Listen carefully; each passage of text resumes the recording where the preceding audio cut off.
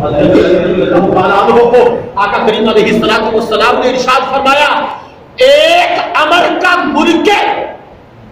जो अमरे रब्बी एक है, आदम एक है, एक अमरे रब्बी का मुनकर अगर शैतान कहलवाता है, गुमराह कहलवाता है,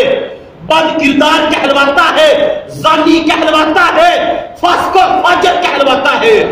आज रूए जमीन पे आसमान के नीचे सबसे मुकद्दस हस्तियां, मैं मोहम्मद ए अली तुझे कह रहा हूं कि रब्बे जुल जलाल ने नहनो अमरुल्लाह, वो अमर था, हम सबको रब्बे जुल जलाल ने अमर बनाया है, क्योंकि हमारे अंदर रूह है। ऐ अली, हम सिर्फ अमर नहीं है, पूरी दुनिया अमर है, हम उलुल अमर है। सुभान अल्लाह, हम क्या है? उलुल अमर है। अब ये देखना, करबला को आका करीम अलैहिस्सलाम ने इरशाद फरमाया कि मुझे पता है जो अमर का मुनकर है वो तो शैतान है, तो जो उलुल अमर का मुनकर है वो क्या है? पता चला कि जो पंजतनबाज और जो अहले बैत की इज्जत का तसलसल है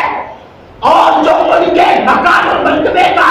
एक जारिया है, न उसका ताल्लुक दुनिया के साथ है, न उसका ताल्लुक किसी एक साल या हुजूर की वफात के साथ है, बल्कि उसका ताल्लुक उस दिन से है कि जिस दिन ना भी कायनात का वजूद था, ना भी मेरा वजूद था, ना भी मेरा वजूद था। लिहाजा नारे तकबीर, अल्लाहु अकबर, नारे रिसालत, या रसूल अल्लाह, नारे हैदरी, या अली, हुसैनियत जिंदाबाद, हुसैनियत जिंदाबाद, यजीदियत मुर्दाबाद, यजीदियत मुर्दाबाद। अब आपकी थोड़ी सी तवज्जो, वो जो पहले मैंने, इसीलिए मैं अक्सर अर्ज करता हूं कि पूरे मौजूद की समझ ही तब आती है जब बात को शुरू से आखिर तक सुना जाए। अब मैंने जो वो हदीस बयान की थी कि आका करीम अलैहिस्सलाम ने तिरमिज़ी शरीफ के अंदर इरशाद फरमाया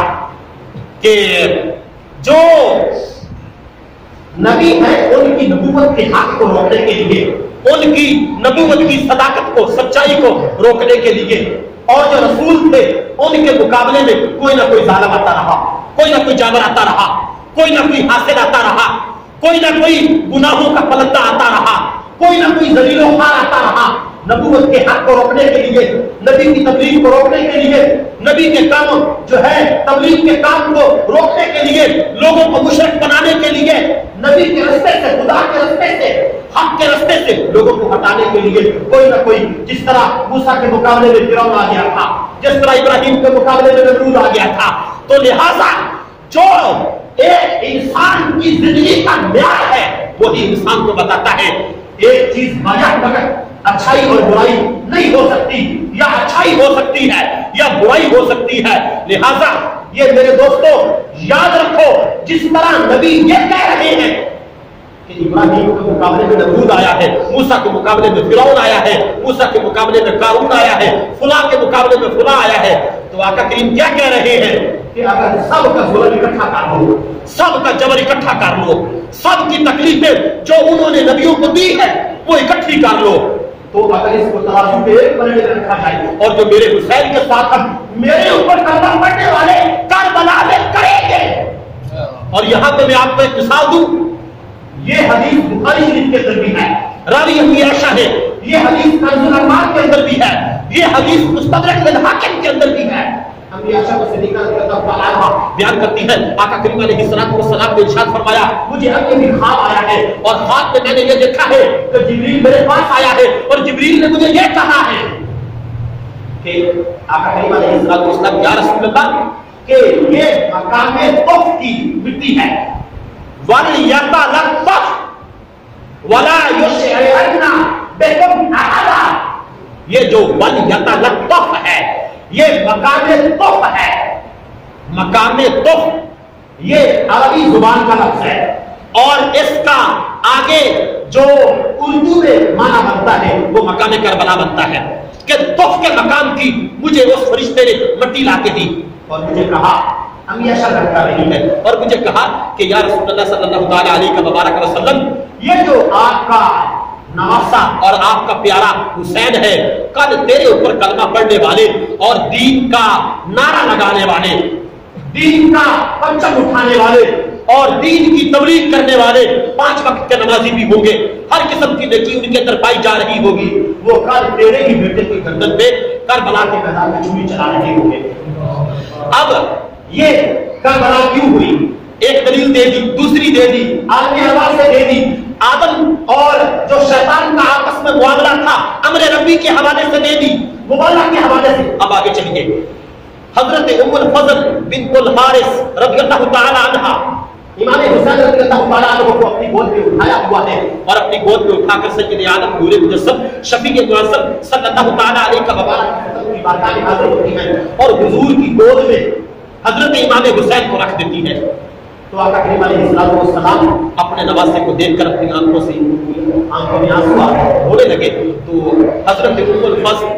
بنت الحارث رضی اللہ تعالی عنہ نے سوال کیا، یا رسول اللہ صلی اللہ تعالی علیہ وسلم، آپ روتے کیوں ہیں؟ آپ کی آنکھوں سے آپ کے نواسے کو دیکھ کے آنسو۔ تو یہ وہ ساری حدیثیں، تو آقا کریم علیہ السلام نے ارشاد فرمایا کہ میں روتا اس لیے ہوں کہ میں اس کے ساتھ اتنا پیار کر رہا ہوں، یہ اتنے ناز اور اتنے نخروں اور اتنی زیادہ میری محبتوں اور میرے جسم کے ساتھ کھیل کھیل کے آغوش نبوت میں پروردہ، آغوش نبوت میں پیدا ہونے والا کل کو یہی میرا بیٹا ہوگا اور میری امت کی چھری ہوگی، وہ میرے بیٹے کو اسی انداز، اسی محبت کو بالکل بھلا کر اس کو کربلا کے میدان میں شہید کر رہے ہیں۔ اسی طرح ایک ہے حضرت انس بن مالک، ایک ہے حضرت انس بن حارث رضی اللہ تعالیٰ عنہ۔ حضرت انس بن حارث رضی اللہ تعالیٰ عنہ بیان کرتے ہیں کہ آقا کریم علیہ السلام نے وہ جو مٹی فرشتے نے دی تھی خواب کے اندر مقام روح کی، وہ مٹی آقا کریم علیہ السلام نے حضرت ام سلمہ رضی اللہ تعالیٰ عنہ کو کہ یہ مٹی اپنے پاس جو ہے وہ سنبھال کر رکھ لو، جس وقت یہ مٹی جو ہے یہ سب ہو جائے تو اس وقت تم سمجھ لینا کہ میرے نواسے کو کربلا کے اندر شہید۔ لہذا یہ ساری اب یہاں پہ محدثین بیان کرتے ہیں اور یہاں پہ جو حدیث کو اکٹھا کرنے والے ہیں اور آگے حدیث کو کتابوں میں شامل کرنے والے ہیں، وہ بیان کرتے ہیں کہ آقا کریم علیہ السلام کو خواب بھی آیا، آقا کریم علیہ السلام سے مختلف مقامات پہ یہ حدیث روایت کی جاتی ہے، ام الفضل بھی روایت کرتی ہے، امی عائشہ بھی روایت کرتی ہے، حضرت انس بھی روایت کرتے ہیں، حضرت علی پاک بھی روایت کرتے ہیں، حضرت امام حسن بھی روایت کرتے ہیں، حضرت ام سلمہ رضی اللہ تعالیٰ 6-7 مقامات پہ یہ حدیث موجود ہے۔ تو آقا کریم علیہ السلام کو چاہیے تھا کہ وہ اپنے نواسے، اپنے بیٹے اتنی محبت کی اور سارا معاملہ اللہ تعالیٰ نے دکھا دیا تھا کہ کیا ہونا ہے،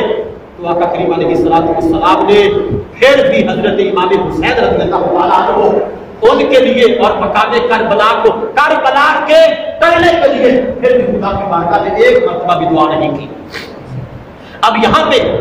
الصوائب المحرقہ کے اندر علامہ ابن حجر عسقلانی ان حدیثوں پہ جرا کرتے ہیں۔ اب یہ تھوڑی سی علمی بات ہے، پلیز آپ سمجھنے کی کوشش کریں۔ علامہ ابن حجر عسقلانی سے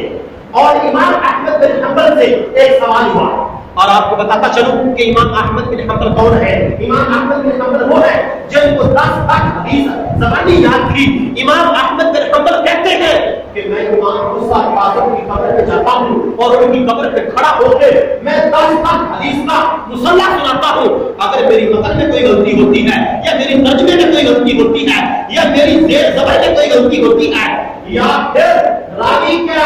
نسب بیان کرتے وقت اگر کوئی اسماء اور رجان کی غلطی ہوتی ہے، امام موسیٰ کاظم اپنی قبر سے میری حدیث کی غلطی کو درست کرتے ہیں۔ سبحان اللہ، یہ امام موسیٰ کاظم ہے۔ امام موسیٰ کاظم کن کے بیٹے ہیں؟ ذرا آپ توجہ تو کریں کہ یہ امام موسیٰ کاظم 6 نمبر پہ ہے۔ ابھی تو امام جعفر صادق ہے، امام جعفر صادق پھر آگے بیٹے ہیں امام زین العابدین کے، امام زین العابدین بیٹے ہیں آگے پھر حضرت امام حسین کے، اور امام حسین بیٹے ہیں حضرت علی رضی اللہ تعالیٰ عنہ کے۔ جب امام موسیٰ کاظم کا مقام اتنا ہے کہ مشہد کے اندر، عراق کے اندر، اپنی قبر کے اندر سے وہ 10 لاکھ حدیث کے اندر سے تبدیلی بات بھی دیتے ہیں اور درست بھی کر دیتے ہیں، تو پھر دیکھیں کہ کیا امام حسین کو نہیں پتا تھا کہ میرے ساتھ کیا ہونے والا ہے؟